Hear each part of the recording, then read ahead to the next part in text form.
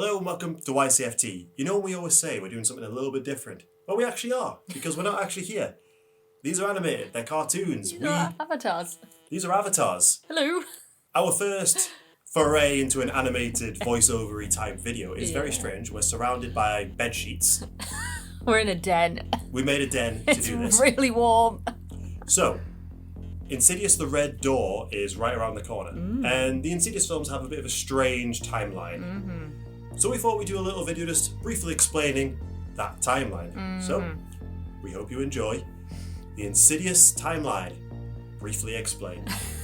So, chronologically, Insidious Chapter 3 is the first film in the timeline. This was also writer Leigh Whannell's directorial debut. In this outing, set in 2007, Quinn Brenner is attempting to contact her deceased mother, but her efforts to reach out to the spirit world attract the attention of a demonic presence known as the Man Who Can't Breathe, who is determined to lure her into the further, which, for all intents and purposes, is basically purgatory. Quinn's skeptical father turns to once renowned psychic medium Elise Rainier for help. Elise had ceased her supernatural endeavours a year earlier after the death of her husband. Her attempts to contact her husband opened her up to an attack from an evil spirit known as the Bride in Black. More on that entity later. This entity had made it their mission to kill Elise after she foiled their attempts to possess a young boy named Josh Lambert. Also, more on him later. After realising how severe Quinn's situation is, Elise teams up with ghost hunting duo Specs and Tucker to tackle the situation.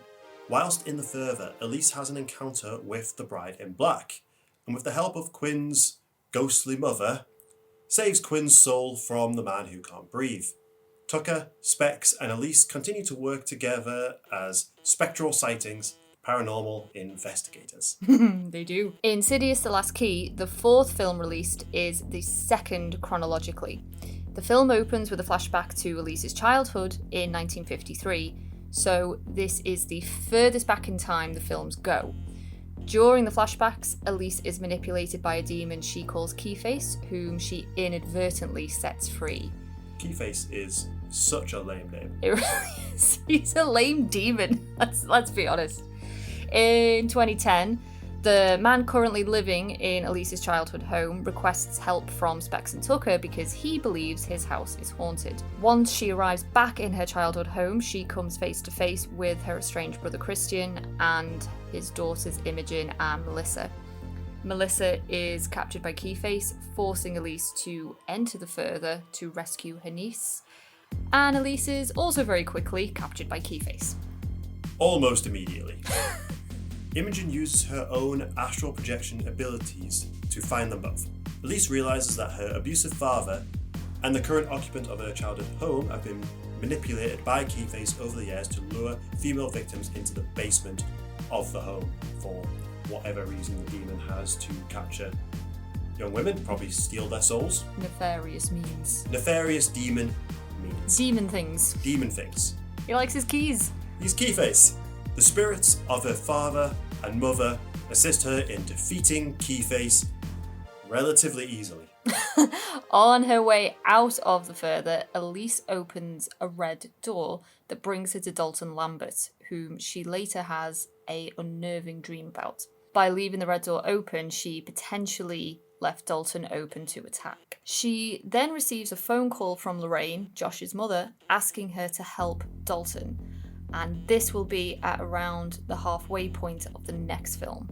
Insidious, directed by James Wan, also written by Leigh Whannell, the guys who gave us Saw and Dead Silence, is the first film in the franchise, but is the third film chronologically. Josh Lambert, now grown up, moves into a new house with his wife Renee and their 3 children, Dalton, Callie, and Foster. Basically, only one of these children is important for the story. Weird names. One night, Dalton encounters a dark presence in the attic and falls from a ladder. The next day, he falls into a coma. And after 3 months of unsuccessful treatment, Dalton is eventually brought home, and that's when Renee begins to encounter attacks from ghostly entities. Renee convinces Josh to move, smart move, but when that doesn't end the hauntings, Lorraine contacts Elise for help.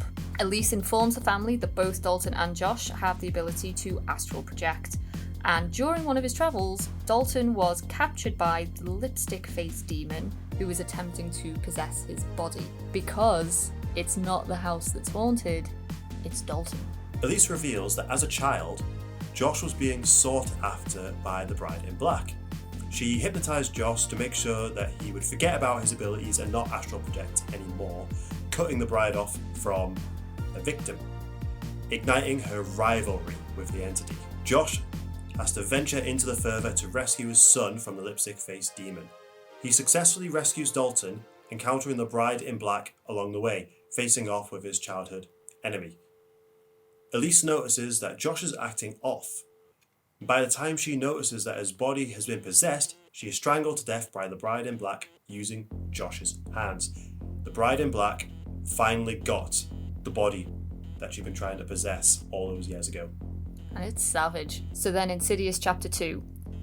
We pick up right after the events of the last installment. Josh is still trapped in the further with the Bride in Black inhabiting his body and taking over his life. We do get to see young Josh and the incident that led to Elise making him forget his ability.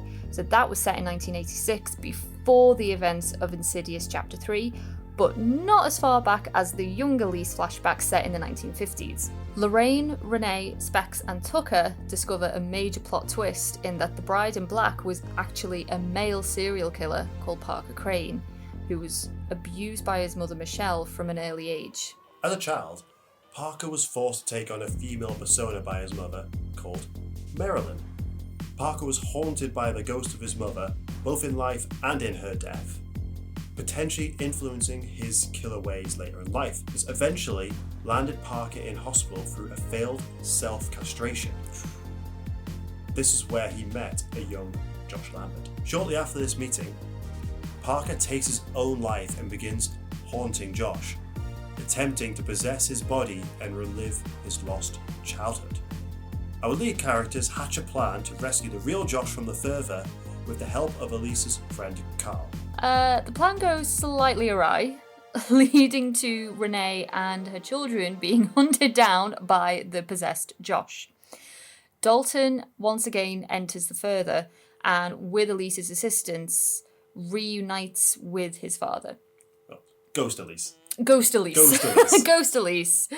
What a gal. Michelle is ultimately defeated by Elise, which has a major knock-on effect by banishing the Bride in Black. Carl eventually makes Josh and Dalton forget their astral abilities and the whole ordeal. Specs, Tucker, and Ghost Elise continue to work as paranormal investigators. The final scene hints at the possible return of the lipstick-faced demon.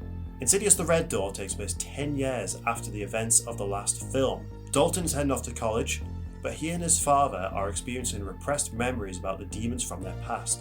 They must once again venture into the further. Into the further we go.